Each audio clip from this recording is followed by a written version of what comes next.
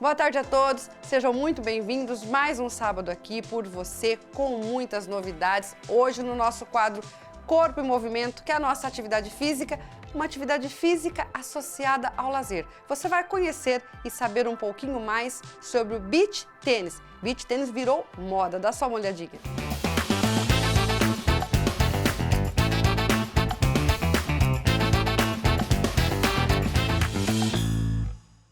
É só aguardar. E hoje, uma receitinha de pão integral de micro-ondas. Teremos também a participação da dermatologista, a doutora Cláudia Macedo, que vai responder a seguinte pergunta.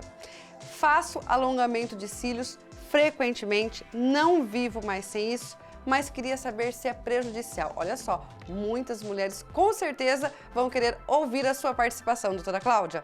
Nós teremos também a participação do Dr. Cláudio Vieira, que já está aqui no estúdio, e nós vamos falar sobre a retinoblastoma a partir de agora. Estamos no ar.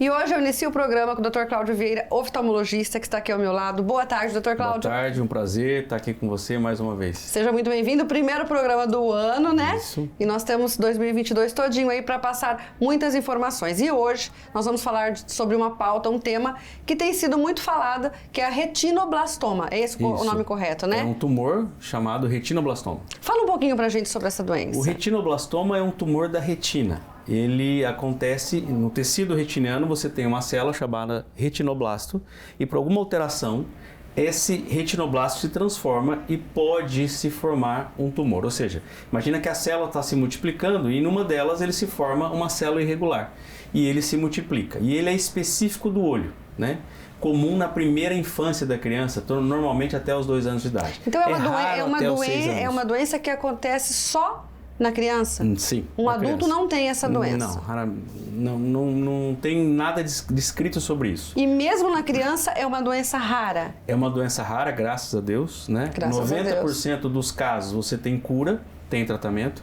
Eu lembro quando eu terminei a minha residência, 20 e tantos anos atrás, antes disso, o único tratamento era a evisceração, era a retirada do globo ocular da criança. Nossa. Normalmente tirava-se os 2 olhos, mesmo que o tumor fosse no olho só, tirava-se dos 2 olhos.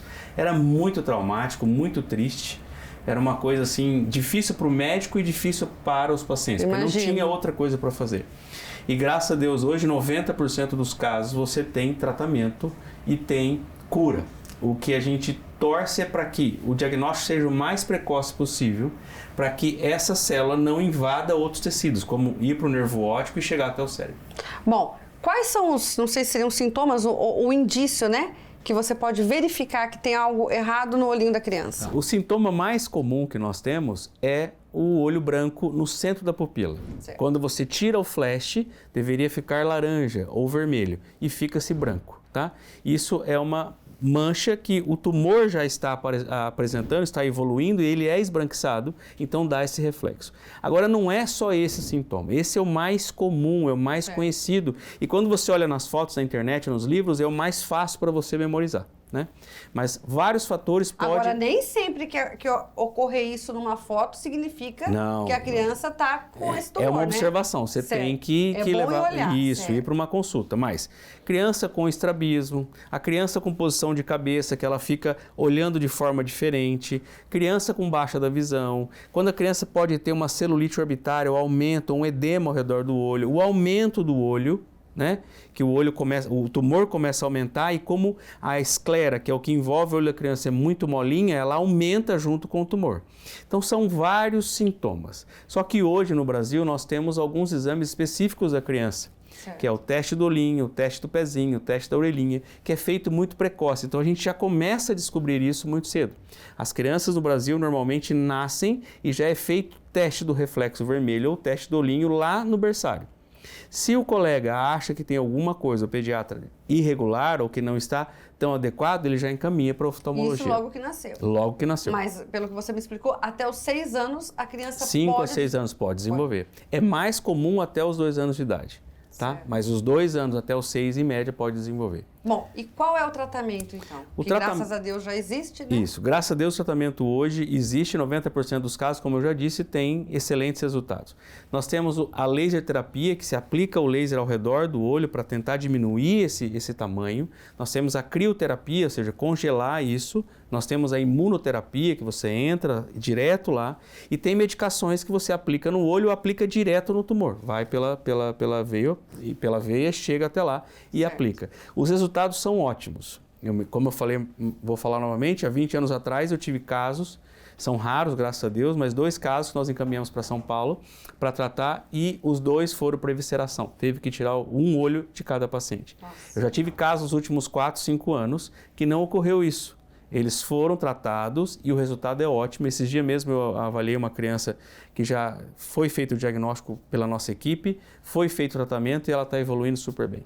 Doutor Cláudio, e depois de feito o tratamento e essa criança teve a cura, acabou o problema ou não, sempre vai ter um probleminha? Toda vez que você tem um tumor, independente de qual ele seja, você tem que estadiar esse tumor. Você tem que saber o tamanho, o tempo, a origem, de onde ele veio, como está a evolução. Você não vai tratar uma criança ou qualquer paciente que teve um câncer e abandonar. Não, você vai estadiar isso, vai ver o tempo e vai acompanhar. Normalmente você vai fazer consultas periódicas até que a equipe responsável pela oncologia ocular libere a criança para ter uma vida normal. A nossa maior preocupação é a metástase, que pode ocorrer com qualquer tumor. Como qualquer tumor qualquer mesmo? Tumor. É um tumor maligno, tá? Que tem tratamento. E graças a Deus tem um bom tratamento hoje. Bom, mais uma vez, muito obrigada pela sua participação. Faltou você falar alguma coisa sobre esse assunto? Quer deixar algum recado? O que eu sempre falo para você e falo nas redes sociais, é que a criança tem que passar por consulta periódica. Nasceu, tem que ser avaliado no teste do olhinho. No primeiro ano de vida tem que passar em consulta. Se entrou na escola, tem que passar em consulta com o seu oftalmologista, tem que avaliar, ou seja, é necessário. Ainda mais que hoje as crianças ficam muito no tablet, ficam muito no celular, eles estão ficando míope muito precoce, então você tem que acompanhar isso e tem que tratar isso. Não que isso vai levar para um tumor, claro, mas deve-se fazer avaliação periódica com o seu oftalmologista. Mas eu acredito que, como esse assunto veio, né, e muito foi falado, eu tenho certeza que os pais, a partir de agora, sim, vão fazer isso é importante, essa prevenção, né? Sim. Bom, mais uma vez, muito obrigada pela sua participação. Obrigado, Maíta. Um abraço a todos e até a próxima vez. E você não sai daí não, porque nós só estamos começando, eu volto já. Estamos de volta e agora a gente vai para o nosso quadro Comer Bem. Pega papel, caneta para você anotar a receita. É facinho. Um pão integral de micro-ondas, tudo de bom, fácil, baixa caloria. Lembrando que a gente acabou de conversar com o Dr. Cláudio Vieira, oftalmologista, sobre a retinoblastoma. E olha, não é porque você vai ver uma foto, alguém tirou uma foto e você viu ali o branquinho no olho, que isso quer dizer que é um câncer ou um tumor. Isso é um indício, isso é um sinal de que você precisa procurar um oftalmologista para tirar todas as dúvidas, ok? Agora a gente vai para o nosso quadro Comer Bem com a Natália. Boa tarde, Natália.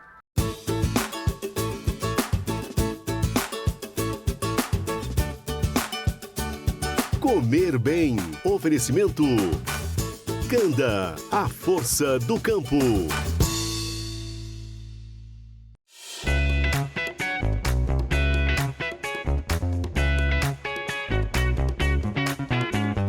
Boa tarde, Maíta. Eu sou a Natália Escavassa, nutricionista, e hoje eu trouxe uma receita para aquelas pessoas que decidiram ter uma vida mais saudável nesse ano. E a receita que eu vou ensinar é uma receita muito prática, muito fácil, poucos ingredientes e ela é muito saudável. É o pão integral de micro-ondas. Então, nesse pão a gente vai usar um ovo, 3 colheres de farinha de aveia, 3 colheres de fibra de trigo, 2 colheres de sopa de iogurte natural, 1 colher de sopa de fermento em pó, 1 colher de chá, pouquinho sal e é só isso. Então, a gente começa misturando um ovo inteiro, bate o ovo para ele ficar bem misturado. Depois que você misturou bem o ovo, você vai adicionar o iogurte natural.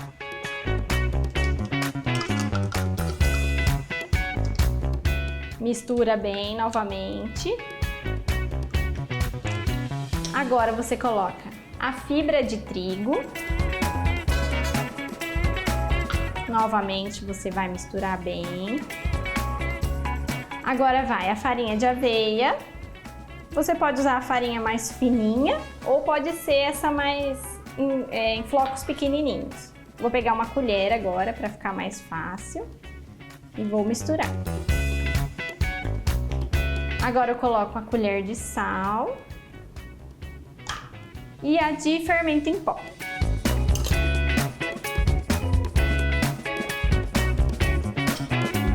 Depois de bem misturado, eu vou colocar num recipiente que pode ir no micro-ondas. Eu vou colocar nesse de vidro, de preferência quadrado, porque vai lembrar um pão de forma.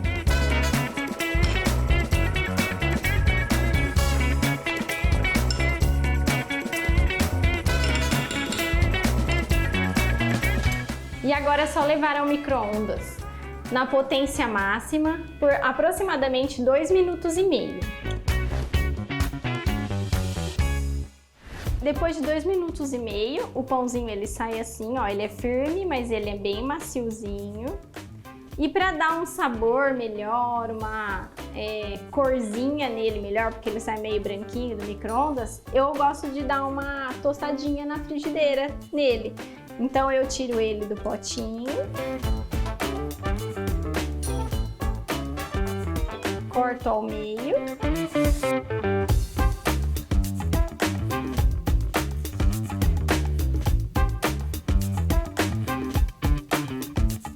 O nosso lanchinho pronto, fica bem maciozinho, bem saboroso.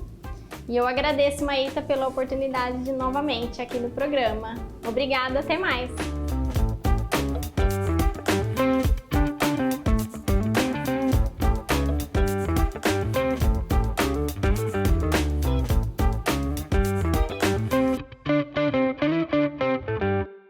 Obrigada pela participação, Natália. Mais uma vez eu ainda não provei, mas com certeza sábado que vem eu já estarei, se Deus quiser, na nossa cozinha e aí sim eu estarei provando todas as receitas. Agora você acompanha uma aula de beach tênis. Beach tênis virou moda, né? Todo mundo anda jogando beach tênis. Se você ainda não conhece, não sabe como é que funciona, o professor vai explicar agora. Boa tarde.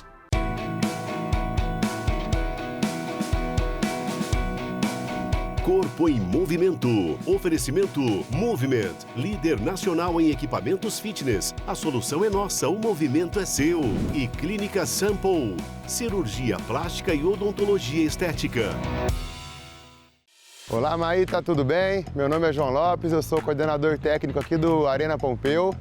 Eu vou falar um pouquinho do beach tênis, vou dar 4 dicas aí básicas para quem está iniciando, para quem quer iniciar no esporte. Vamos lá ver um pouquinho? Bora lá então, eu vou falar um pouquinho do saque. Como começa o jogo? Sacando. O saque é similar a uma cortada do vôlei. Eu deixo a raquete preparada atrás da cabeça, fico de lado para a quadra, lanço a bola em cima da cabeça e dou uma cortada, como se fosse uma cortada. Vou fazer aqui para vocês verem.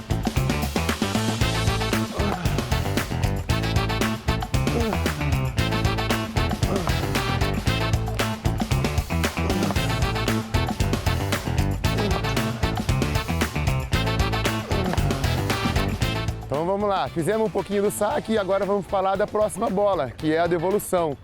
A devolução é a principal bola junto com o saque, porque se você não devolver, você não começa o ponto.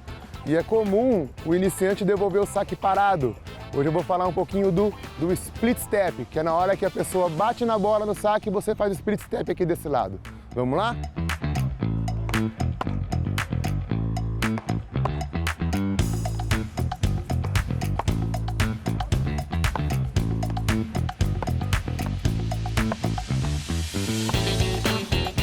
Bora lá então, fizemos saque e devolução, a próxima dica é a dica da empunhadura. Você sempre vai segurar na raquete de uma maneira que facilite os 2 golpes, direita e esquerda, ou forehand e backhand para quem está mais habituado. Qual que é a empunhadura? Ela chama continental. A maioria dos iniciantes troca a empunhadura para jogar. Então essa dica é uma dica de treino técnico. O que você vai fazer? Você vai pôr a mão esquerda nas costas e isso não vai deixar você trocar a empunhadura.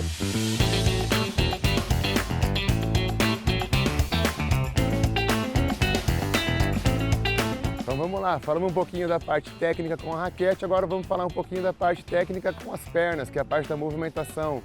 É muito comum a gente ver um iniciante afastando para pegar um lob, aquela bola que vem por cima, correndo de costas, ele vai correr assim.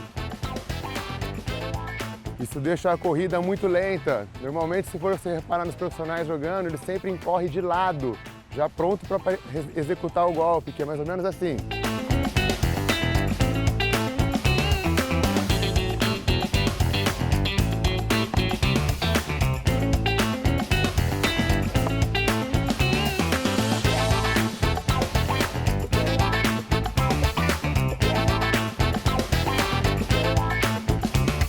Então é isso, Maíta. Espero que você e o pessoal de casa aí tenham gostado.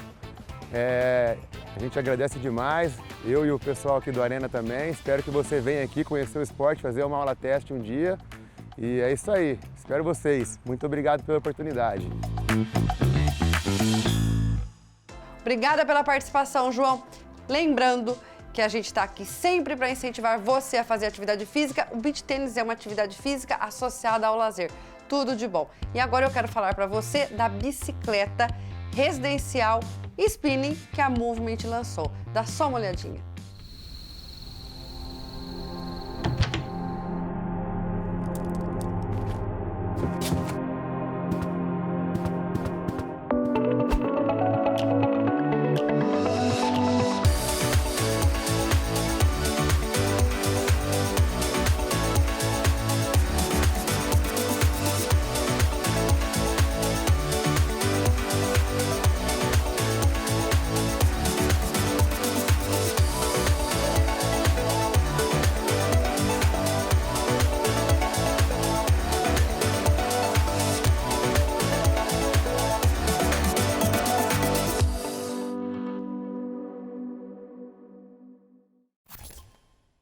Viu só que maravilha? Agora você pode fazer uma aula de spinning da sua casa. Então acesse a loja online da Movement que está aí no seu vídeo e lá você pode comprar a sua bike. E outra, tem muitos outros acessórios.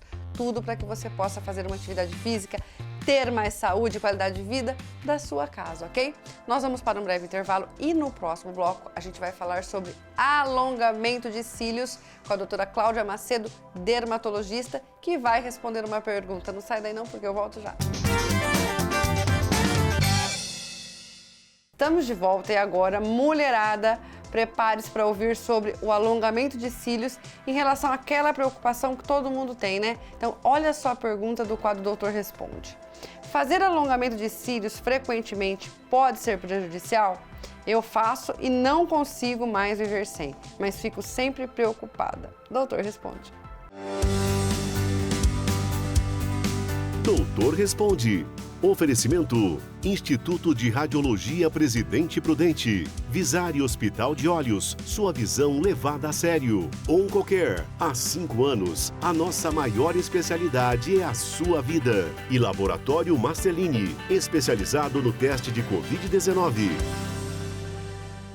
Então, quem responde essa pergunta, se faz mal, se é prejudicial fazer o alongamento de cílios frequentemente para todas as mulheres que fazem e para aquelas mulheres que têm a intenção de fazer, é a doutora Cláudia Macedo, dermatologista. Boa tarde, doutora Cláudia.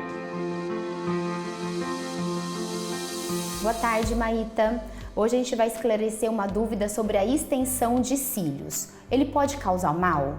Ele até pode e a gente tem que ficar atento em alguns fatores. O primeiro, os cílios sintéticos, eles são colados sobre os fios naturais. Então a gente tem que ficar atento em quantos fios e o tamanho do fio para ele não pesar muito o fio natural e isso não causar a queda. A segunda é que ele pode causar dermatite de contato, as alergias. Tem pessoas que são mais sensíveis tanto ao produto dos cílios quanto ao produto da cola. Então, o ideal é fazer um teste antes no antebraço para saber se você tem uma alergia exacerbada a estes componentes. E o terceiro são os cuidados que a gente tem que ter após o procedimento. Então, todo procedimento estético tem um cuidado depois. Entre eles, cuidado para não coçar, a higienização adequada dos cílios. Então, mantendo esses procedimentos, a queda e o dano dos fios naturais vão diminuir.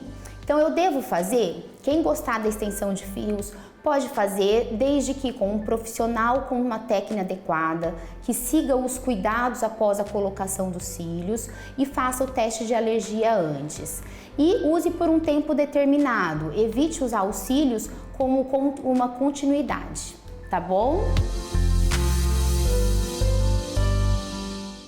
Obrigada pela participação, doutora Cláudia. Um beijão para você. Chegamos ao final de mais um programa. Sábado que vem tem muito mais. Lembre-se, alimente-se corretamente, durma bem, faça atividade física, beba muita água. Tudo isso para uma melhor qualidade de vida. Te espero sábado aqui na tela do SBT. Um beijo, tchau, tchau. Bom final de semana.